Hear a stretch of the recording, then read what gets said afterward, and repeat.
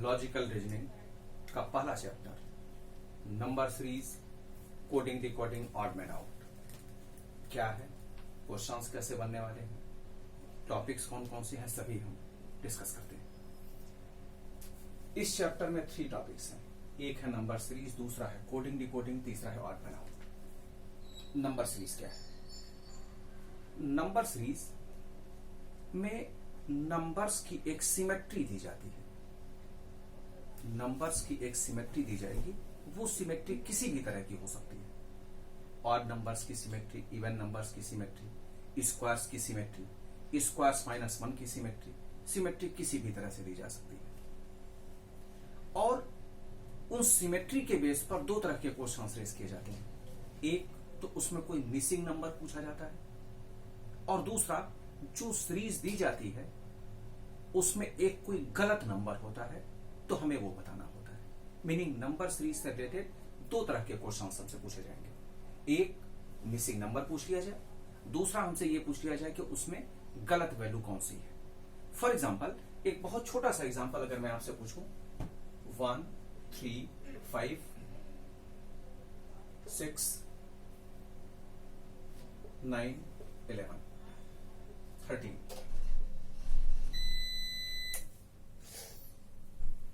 ये अगर मैं आपसे पूछूं, ये एक टाइप का क्वेश्चन है, इसमें हमने गलत नंबर को पूछा है।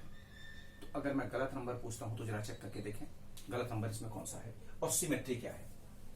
1 3 5 ये अगर सभी देखें तो ये सभी ऑड नंबर्स की सिमेट्री बन रही है। इसमें 2 ऐड किया, इसमें भी 2 ऐड किया, तो नेक्स्ट वैल्यू क्या होनी चाहिए थी?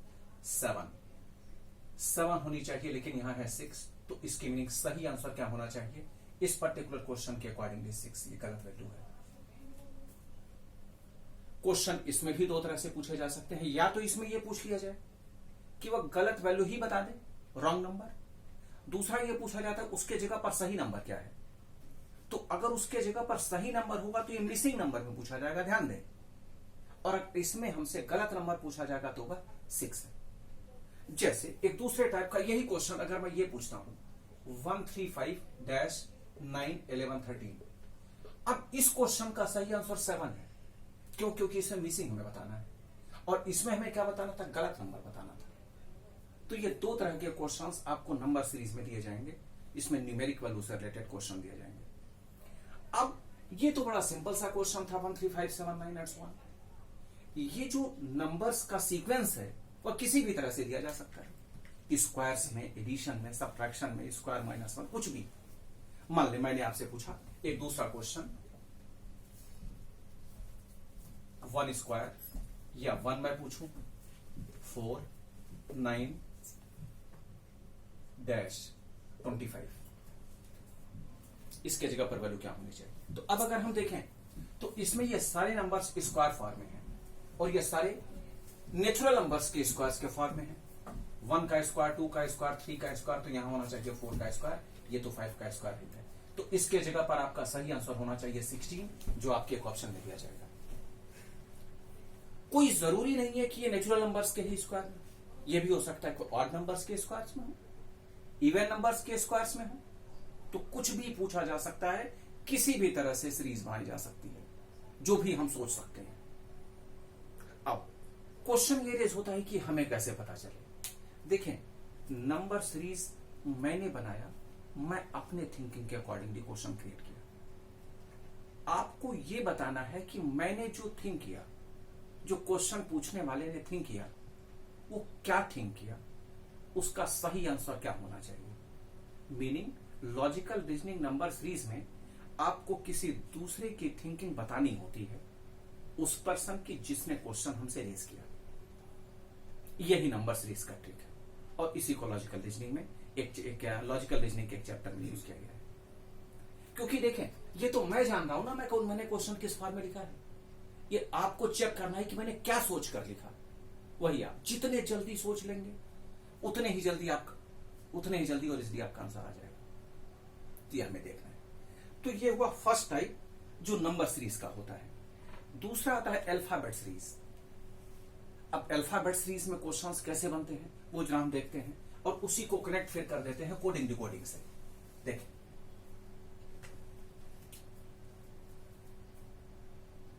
अल्फाबेट सीरीज में हमें A B C D and so on, जो जेड तक नंबर्स होते हैं, जो जेड तक अल्फाबेट्स होते हैं, हमें सभी के लिए कोड लर्न रखने होंगे 1 2 3 4 एंड सो ऑन।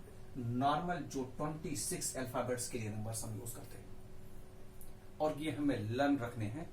डी की कोडिंग क्या है, ई की कोडिंग क्या है, पी की कोडिंग क्या है, ये सभी हमें लर्न रखना है। अब एक तो तरीका यह है कि हम ए से पहले जेड तक के नंबर्स लिख लें, फिर उसके बाद सभी पर आगे यूज कर ले नंबर्स क्या क्या होते हैं अल्फाबेट्स के नीचे 1 2 3 4, और उसके बाद उसे लर्न करें। एक दूसरा बड़ा इजी वे है, उसे देख लें।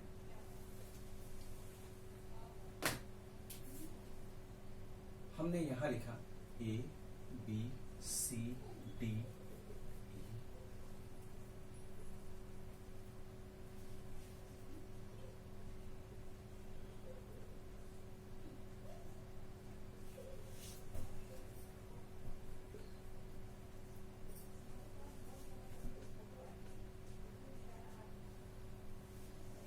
कोड लर्न करने के लिए ये बहुत ही इजी टेबल है। अगर हम इसे देखें तो आप ये लिखते हैं 1 2 3 4 5। ए का कोड क्या है 1, बी का कोड क्या है 2, सी का कोड 3, डी का कोड 4, ई का कोड 5। ये तो ठीक है, बड़ा सिंपल है। यहां आप लिख लें 6। अब 6 का कोड क्या है एफ, 7 है जी के लिए, 8 एच के लिए, 9 आई के लिए, 10 जे के लिए। यहां लिख लें 11 के लिए हो गया। अब फिर यहां चले 12 13 14 15 ओ के लिए है कोड, 14 एन के लिए कोड है।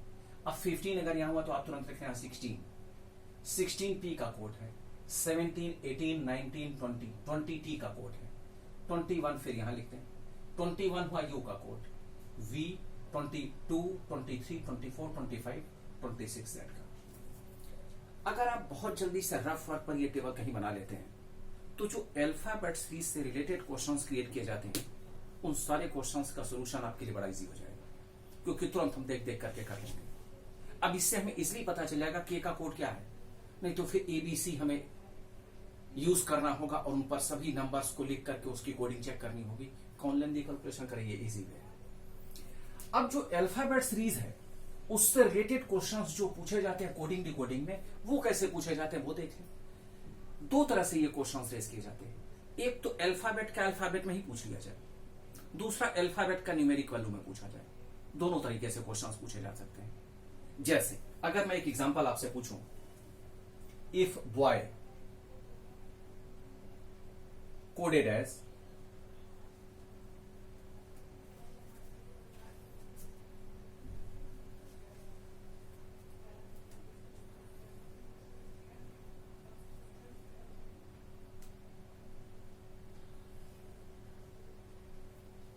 then girl coded as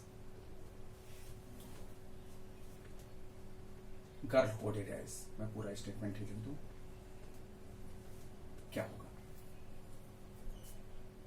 अब ये जरा चेक करें, ध्यान से देखें। बॉय ये वर्ड कोड करता है डी क्यू ए को, बी के जगह पर यहां हमने क्या लिखा है डी। अब सिमेट्री जरा देखें, हमने बी के जगह पर डी लिखा, इसकी मीनिंग जो अल्फाबेट हमें यूज करना था उसके जगह पर हमने एक छोड़कर अल्टरनेट वर्ड यूज किया, अल्टरनेट अल्फाबेट यूज किया।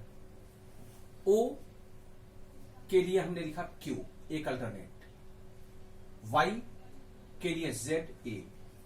तो इसकी मीनिंग जो गर्ल का कोड होना चाहिए इसमें भी तो एक एक होना चाहिए।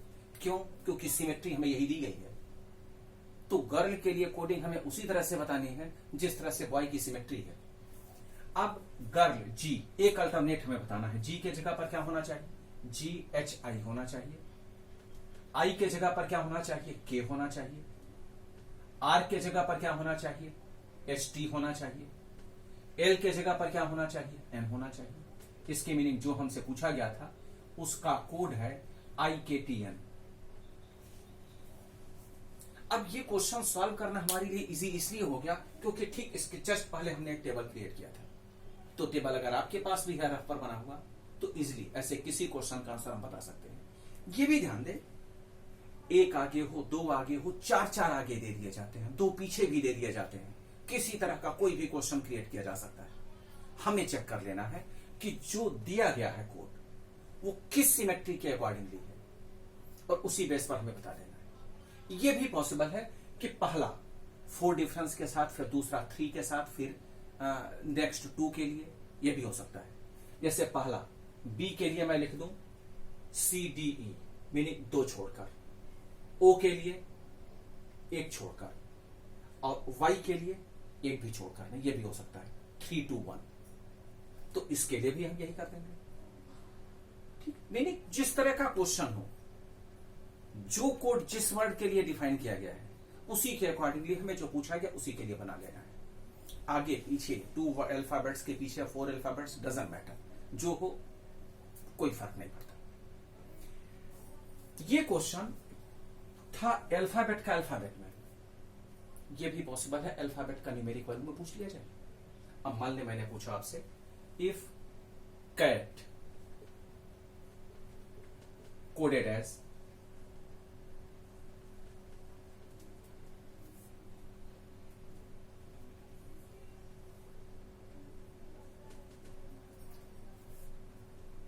Five 3 2 2, then apple coded as, क्या होगा? सिमेट्री चेक करें। सी का कोड होना क्या चाहिए था? 3, लिखा क्या है? 5। इसकी मीनिंग 2 आगे। ये तो सिंगल अल्फाबेट का था, एक और से वेरीफाई कर लें कि क्या एक्चुअली 2 ही के आगे है। ए के लिए कोड होना चाहिए था 1, लिखा है 3। इसकी मीनिंग हम ये श्योर हो गए कि 2 ही आगे है। श्योर करने के लिए अपने आप को हमें चेक कर लेना चाहिए एक और 2 अल्फाबेट्स। टी के लिए भी कंफर्म कर लें, श्योर हो जाए। टी का कोड है 20, लिखा गया है 22। इसकी मीनिंग हम ये श्योर हो गए 2 आगे बढ़ाकर हमें लिखना है। तो एप्पल का कोड न्यूमेरिक वैल्यू में क्या होना चाहिए? ए के लिए 1, हमें लिखना चाहिए 3। पी का कोड क्या है? 16, लिखना चाहिए 18। अगले पी का 18। एल के लिए क्या है कोड? 12। ई का कोड है 5, लिखना चाहिए 7। ये है एप्पल का कोड। फिर वही स्टेटमेंट, जिस तरह से अल्फाबेट के अल्फाबेट में 2 आगे 3 पीछे 1 आगे किसी भी सिमेट्री के अकॉर्डिंगली है, उसी तरह से न्यूमेरिक वैल्यू में भी क्रिएट किया जा सकता है। तो जिस तरह का क्वेश्चन उस तरह का हमें आंसर उसी के अकॉर्डिंगली सिमेट्री देखते हुए बता देना है। कुछ ऐसे क्वेश्चंस हैं जो इजीली हमसे डिफाइन नहीं हो पाते। देखिए, मान ले एक मैंने कहा if a equals to 1 and FAT equals to 27, then FAITH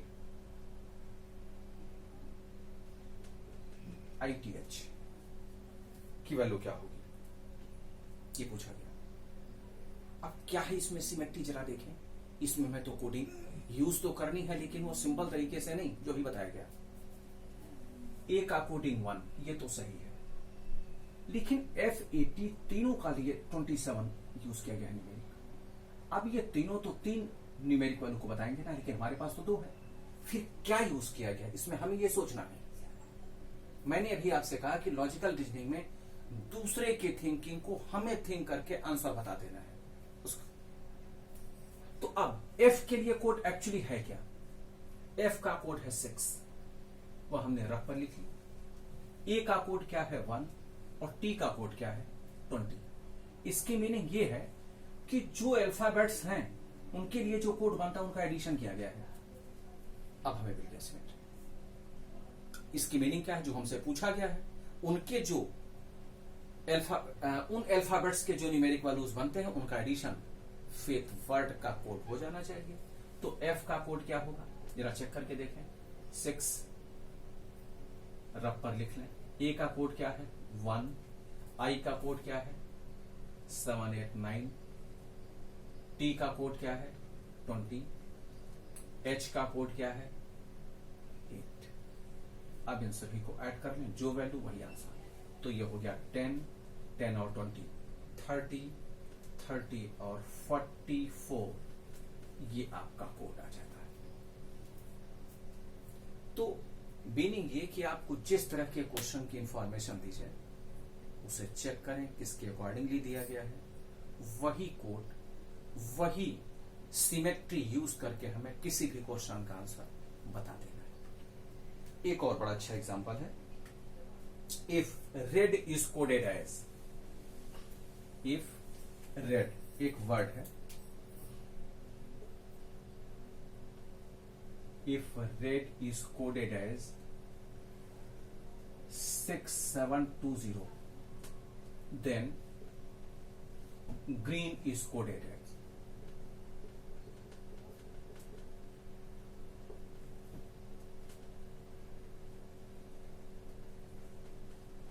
क्या होगा? अब देखें, रेड हमें दिया गया, आर का कोड क्या है, जरा देखें। आर का कोड, पी का हुआ 16, 17, 18, 19, 17, 18, आर का कोड 18 है, लेकिन हमारे पास तो 18 कहीं है नहीं। हाँ, 18 से मिलता जुलता 6, 7 तो नहीं है, लेकिन 20 है। और वो कैसे है? 2 ऐड करके। आर के लिए हमने क्या देखा कि ये पीछे 20 दिया गया है। ई का कोड क्या है? ई का कोड 5 है। आर में भी 2 ऐड किया गया, ई में भी 2 ऐड किया गया, इसकी मीनिंग ई का कोड आ गया 7। डी का कोड क्या है? 4, 6। लेकिन एक और कंफ्यूजन, इसमें उल्टा दिया गया। डी का जो कोड होना चाहिए, आर का कोड तो पहले लिखना चाहिए था ना। अगर 2 ऐड करके भी लिखा गया था तो पहले लिखना चाहिए था, क्योंकि रेड वर्ड है। इसमें क्या कहा गया, जरा थिंक करें। इसमें हमसे ये कहा जा रहा है कि आपको तो ऐड करके कोड लिखना तो है, लेकिन उल्टा लिखना है। जो पीछे होगा सबसे वर्ड का अल्फाबेट, उसको आगे लिखना है, उसका कोड, और वो भी 2 ऐड करके। तो अब जरा हम देखें, इसकी मीनिंग ग्रीन के कोड को लिखने के लिए हमें एन का जो कोड है वो पहले लिखना चाहिए। एन का कोड क्या है, जरा देखें। ये तो हुआ 11, 12, 13, 14। अब 14 में 2 ऐड कर लें, तो मीनिंग इसका हुआ 16, ये लिख दिया। ई का कोड चेक करें क्या है, ई का कोड है 5। अब ई का अगर कोड 5 है तो 2 हमने ऐड कर दिया, ये कितना हुआ 7। इस ई के लिए भी 2 ऐड कर दिया 7। आर के लिए कोड क्या होता है, जरा चेक करें। आर का कोड है 18, 2 ऐड किया हमने, लिख दिया 20। अब बचा जी, जी का कोड क्या है 7, लिख दिया हमने 9। तो ये आपका फाइनल आंसर हुआ 1677209, ये आपका आंसर हुआ। तो जो भी क्वेश्चन आपको दिया जाए, वेरी केयरफुली कि सिमेट्री कौन सी है, कोड किस ऑर्डर में लिखा हुआ है, ऐड करके सब्ट्रैक्ट करके 1, 2, 3 कितने उल्टे लिखे हुए हैं, सीधे लिखे हुए हैं, ऑर्डर क्या है, ये सब आपको चेक करके तब आपको आंसर बताना होगा। जितने जल्दी अच्छी तरह से सीख जाएंगे उतने जल्दी और इजीली कोडिंग डिकोडिंग के सारे क्वेश्चंस कंप्लीट हो जाएंगे। नेक्स्ट आता है ऑड मैन आउट। हाँ, लेकिन ध्यान रखें, जब भी आप कोडिंग डिकोडिंग से रिलेटेड क्वेश्चंस करें तो रफ पर ये बना लिया करें, इससे क्वेश्चन की कैलकुलेशन आपकी इजी हो जाएगी। ऑड मैन आउट में क्या होता है कि सिमेट्री से डिफर क्या है, उसी को ऑड मैन आउट कहते हैं। सिमेट्री से डिफर क्या है, ऑड मैन आउट। जैसे याद करें, बहुत पहले जब ये छोटे होते हैं तो वो उड़ने वाला एक गेम खेलते हैं फिंगर रख करके, ठीक है। तो हॉर्स उड़ सिमेट्री में, अब जैसे बर्ड उड़, ठीक है, हो गया। उसके बाद कैमल उड़। अब बहुत ज्यादा जब स्टूडेंट छोटे छोटे होते हैं तो वो भी हाथ उठा देते हैं ऊपर, नहीं, वो ऑड मैन आउट है, वो अलग है, वो नहीं उड़ सकता, ठीक है। फ्लाई उड़, मॉस्किटो उड़, बर्ड उड़, ठीक है, ये सब तीनों। कैमल नहीं, तो ये ऑड मैन आउट में कैमल आ गया। तो मीनिंग जो सिमेट्री में डिफर होगा उसी को हम ऑड मैन आउट में रख लेते हैं आंसर के लिए। अब वो किसी भी तरह से बन सकता है, न्यूमेरिक वैल्यू में भी, अल्फाबेट में भी, मंथ्स में, डेज में, किसी भी तरह से बनाया जा सकता है। मान ली मैंने पूछा ऑड मैन आउट का क्वेश्चन। मैंने यहां लिख दिया जनवरी, यहां लिख दिया मार्च, यहां लिख दिया जून और यहां लिख दिया दिसंबर। ऑड मैन आउट क्या है? अब चेक करें। जनवरी 31 डेज, मार्च 31 डेज, जून 30 डेज, दिसंबर 31 डेज। तो इसकी मैंने ऑड मैन आउट में क्या होना चाहिए? जून। निकल गया। ठीक है, कोई भी ऐसी सिमेट्री या कोई भी क्वेश्चन क्रिएट कर सकते हैं नंबर्स के लिए भी, कुछ भी। मान लिया मैंने ये कहा 1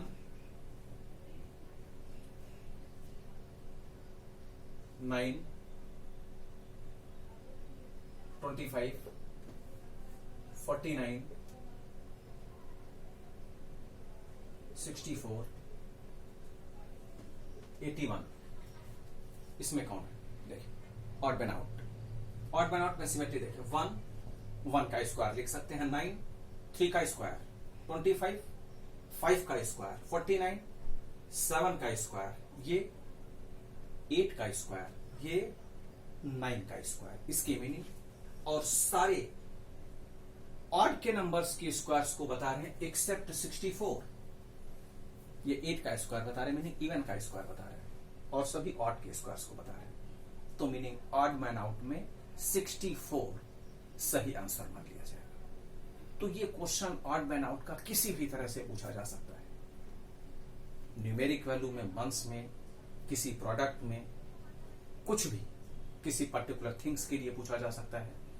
तो जो आपको स्टेटमेंट्स बताए गए हैं, इन स्टेटमेंट्स के बेस पर आप लॉजिकल रीजनिंग के इस फर्स्ट चैप्टर को, जिसमें number series, coding, decoding, odd man out है, उससे रिलेटेड सारे क्वेश्चंस कैलकुलेट हो जाएंगे। कॉन्सेप्ट अब इसमें नहीं रह जाता। आप इन्हें देख ले अच्छी तरह से, क्वेश्चंस ट्राई करें, ऑलमोस्ट क्वेश्चंस सॉल्व हो जाएंगे। हाँ, कुछ एक क्वेश्चंस ऐसे होंगे जिसमें आपको ज्यादा थिंक करना होगा, ये पॉसिबल।